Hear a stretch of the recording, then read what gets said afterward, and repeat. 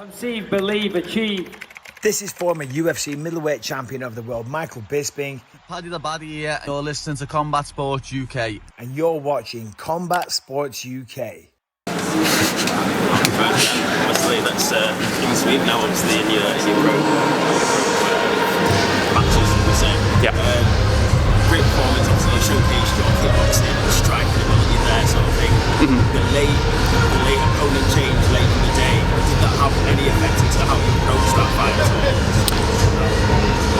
all? It'll make a difference in the way that I approach the fight, but not mentally or in any preparation. Obviously, I didn't have enough time to change any preparation, but everybody's human. They're all breathing, bleeding, can be broken down the same. So the opponent don't matter to me, it's just a set of movements and things like that. So that don't really change, but obviously the approach is different. Last time was a slick, long southpaw striker.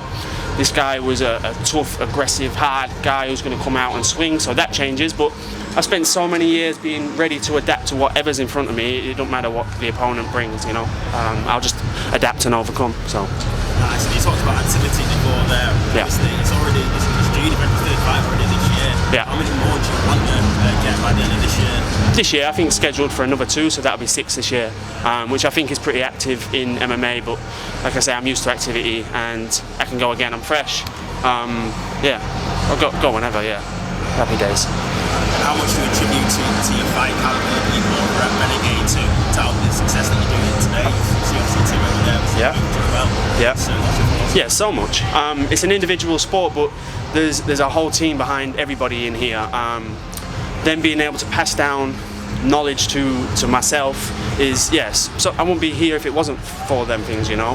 Incredible coaches, incredible experience from them, and yeah, I appreciate everything that they do, and we're going to propel. And obviously there's people in my gym like shining, and yeah, I'm looking to do the same. So see you at the top, man. yeah, thank you. Obviously, with a fight for your kickboxing background, were you surprised that your opponent didn't try and take you down tonight? Is that quite a surprise?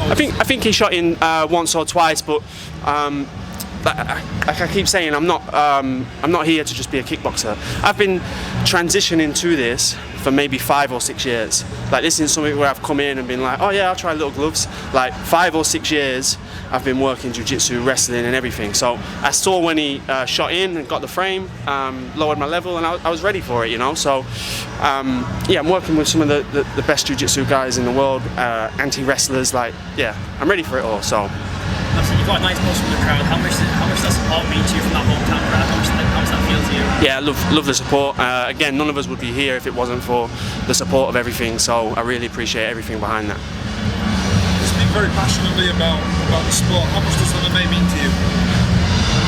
Martial arts in general, not necessarily just MMA.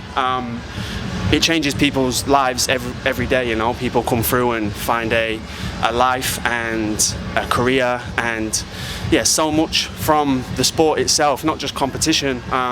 So I owe a lot to martial arts, the way that I can live my life at the moment, be surrounded by amazing people, and keep living the life that I want to live because of the sport. So yeah, I love the sport. You think you can go to the very top? That's it.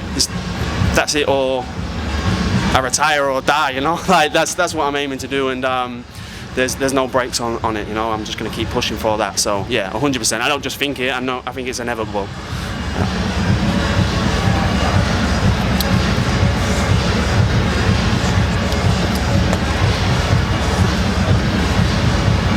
Fight on 24/7. Ben, congratulations on the win there. Fantastic performance from yourself. Tell us a bit about it, what you're feeling. Feeling in there, I try not to feel too much, I try to be emotionless.